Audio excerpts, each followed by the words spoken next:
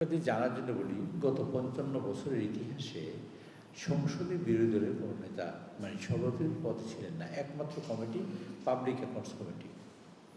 এই কমিটি ছাড়া আর কোনো পদে ছিলেন না। এটা আপনাদের পরিষ্কার হওয়ার জন্য।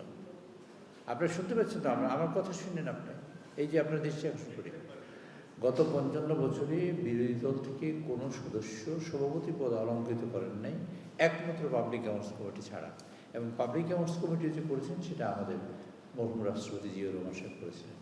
কাজেই আমরা বিরোধী দলের যে একটা একটা ভাইব তৈরি করার চেষ্টা হচ্ছে, সেসব ব্যাপারে আপনারা কেয়ারফুল থাকবেন। আপনারা সাংবাদিকদের একটা অনুরোধ করেছি, এই দেশে গণতন্ত্র যদি ধ্বংস হয়, আমি মনে করি না আমি একটা ধ্বংস হবে, মনে করেন না জামাতের লোক ধ্বংস হবে, আপনারা ধ্বংস হবেন।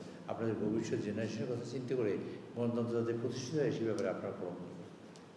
কারণ আমাদের সংসদীয় কমিটিতে আমরা যে জুলাই সনদ বাস্তবায়ন করি তাহলে সেই ক্ষেত্রে যে আমাদের সিদ্ধান্ত আছে যে বিরোধী দল থেকে আমরা 10 জন সদস্য সভাপতির পদ। আমরা জুলাই সনদের ধারে কাছেও যাইতে পারি নাই। আমরা সেটা বাস্তবায়ন করতে চাই, সেটা আইন করতে চাই, সংবিধান সংশোধন করতে চাই। তার জন্য আমরা কমিটি করেছি। আমরা খুব সঙ্গত কারণেই প্রত্যাশা করি বিরোধী দল থেকে যে 5 জন আসার কথা তারা অনতিবিলম্বেই 5 জনের নাম দেবেন। আমরা সবাই মিলে এই সংশোধনীগুলো আমরা করব, সবাই মিলে এইটা প্রত্যাশা করি। কাজেই এখানে বিরোধী দলের সংসদীয় কমিটির সভাপতি হওয়ার কোনো সুযোগ নেই, আগেও ছিল না, এখনও নেই। জি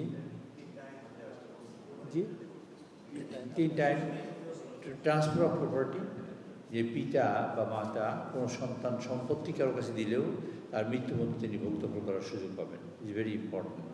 কারণ সন্তানের সম্পদ দেওয়ার পরে বাবাকে আর খবর নেয় না, মাকে খবর নেয় না, একটা ইম্পর্টেন্ট। আর হলো আমাদের গুমের আইনটা আসবে, যেটা আমরা আরও অধিকতর শক্তিশালী করে এবং প্রয়োজনীয় পরিবর্তনগুলো এনে আমরা আসলে বিরোধী দল থেকে বলা হয়েছিল এই গুম আর আলোর মুখ দেখবে না, এইসব বিল, এই যে বিল আসা শুরু করেছে আমরা, কারণ এটা গভর্নমেন্ট একটা বিল আনা আর একটা কাগজ আইসে রয়েছে, সেটা তো এক জিনিসটা। গভর্নমেন্ট বিল আনতে he is to go for a lot of scrutinies, at the same time he is to act a lot of things. সেই সব করে যেটা একটুলি রিয়েলি রিলায়েবল এবং বাস্তবায়নযোগ্য কেমন সেরকম করেই গভর্নমেন্ট বিল আনছে, গুমের বিল আনছে। তারপর আর একটা বিল নিয়ে আসছে, সেটা হলো মানবাধিকারের বিল।